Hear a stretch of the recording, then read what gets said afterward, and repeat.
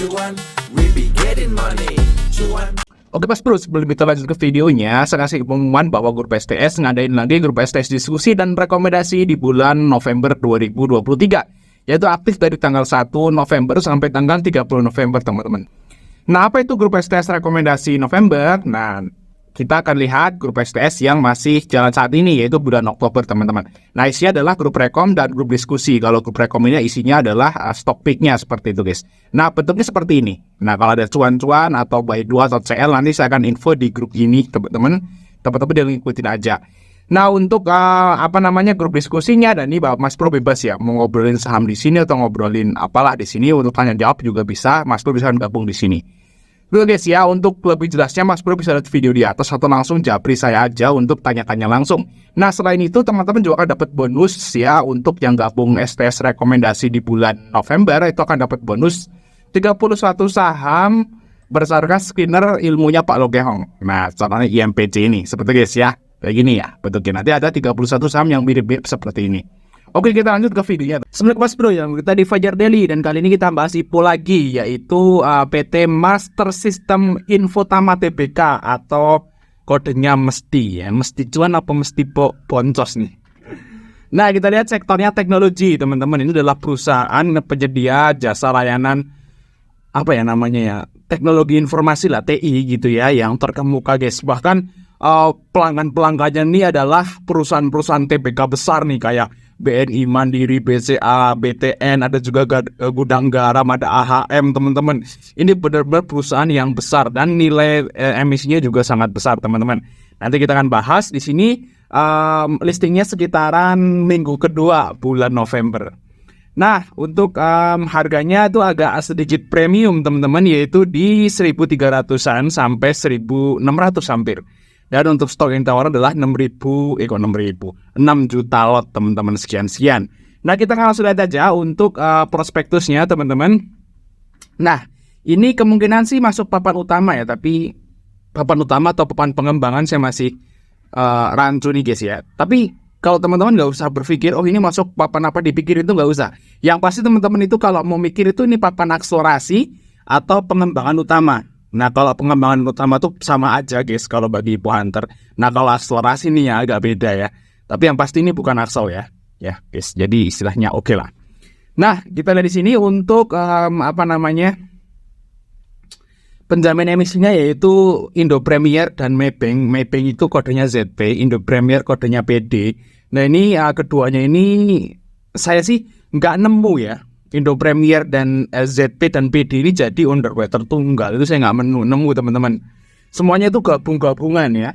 Jadi agak susah nih kalau kita mau ngebuat patokan gitu ya. Kita akan coba lihat di sini ada historis dari PD. PD itu dia ngipoin Goto. Nah, inilah lead underwater atau underwater inti yang mempunyai jatah terbanyak di saham Goto teman-teman. Nah, kita lihat di Goto ya. Kalau Indo Premier ini memang jadi underwater, pemimpinnya underwaternya Goto gitu ya. Jadi yang weigh-in Goto itu ada banyak, tapi PD ini pemimpinnya. Nah, kalau kita lihat di sini Goto ini kita cuan di hari pertama teman-teman, dan kebetulan saya ikut ya IPO-nya Goto. Saya sempat cuan di hari pertama sekitaran 3% kalau nggak salah. Ya gitu guys ya. Nah, pokoknya 2 hari dikasih keluar lah di Goto. Terus yang selanjutnya adalah beli. Nah, beli ini juga gabungan nama yang lain, nama BCA Sekuritas dan lain-lain gitu ya. Ini ada Indo Premiernya juga. Ini juga ikut IPO, juga cuan kok di hari pertama di saham beli teman-teman. Ya.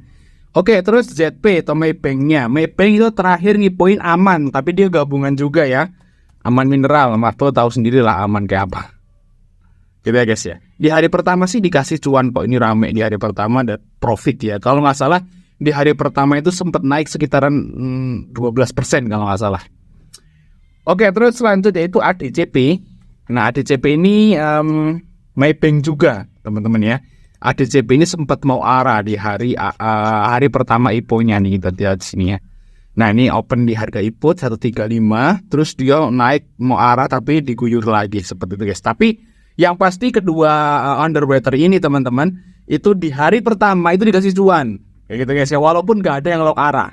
Karena memang IPO yang dibawa PD dan ZP itu IPO yang jumbo-jumbo ya, gede-gede ya. Goto gede, Beli juga gede, terus Aman Mineral apalagi. Terus ADCP itu juga IPO jumbo loh. ADCP ya, AD Komputer Property itu IPO jumbo juga. Gitu guys ya, nice. Oke, kita akan lanjut lihat aja prospektusnya apakah menarik. Seperti itu guys, kita lihat nomor 16 dulu. Nah, kita lihat nomor 16. Di sini ada kegiatan usaha perseroan ya. Kita bacain dulu.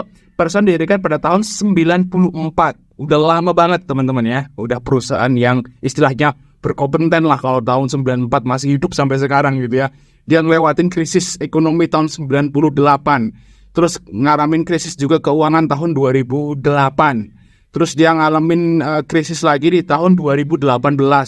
Terus di tahun 2020 survive 4 kali krisis teman-teman. Kalau dari tahun 94 ya, luar biasa ya. Berarti ini udah perusahaannya udah terbukti lah kalau udah dari 4 kali krisis masih hidup gitu maksudnya. Nah, kita lihat di sini ya, kegiatan usaha adalah distributor perangkat keras berupa komputer.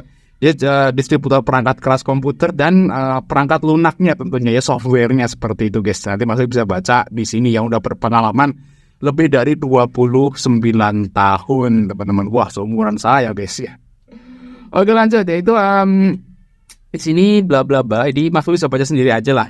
Ya pokoknya dia nyediain layanan hardware dan software dan sistemnya lah seperti itu guys.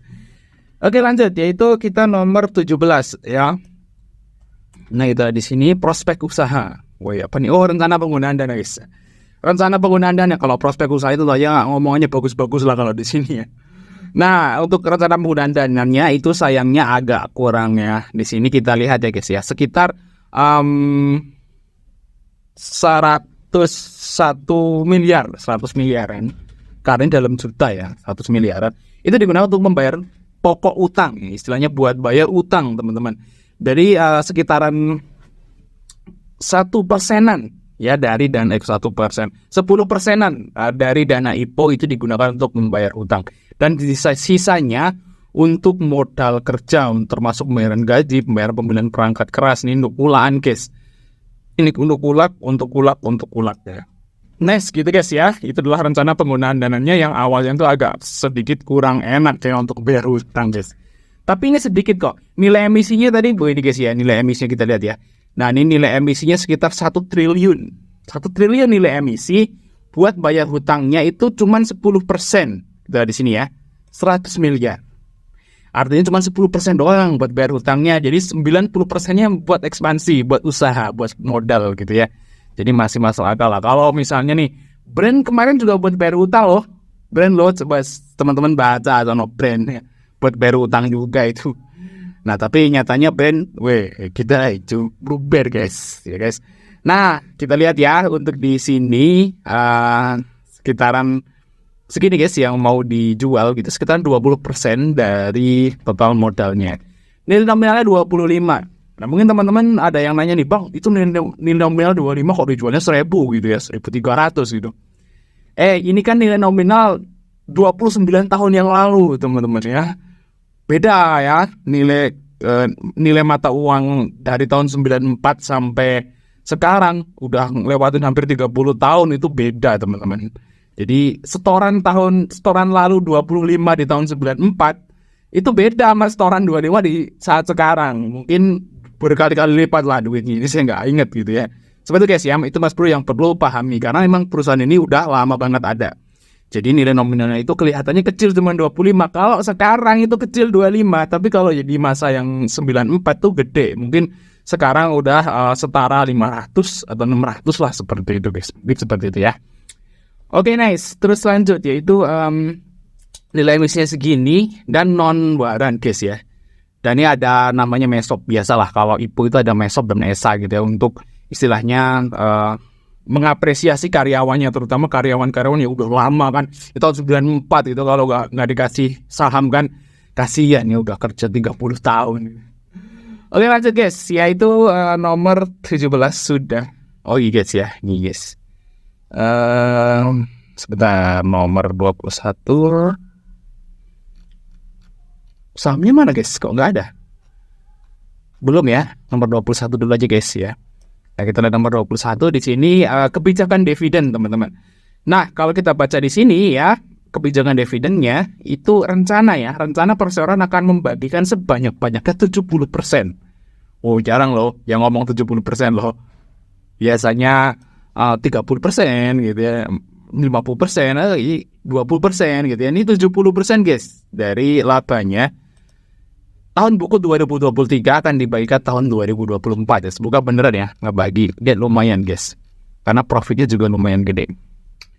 Oke, terus nomor 24 teman-teman.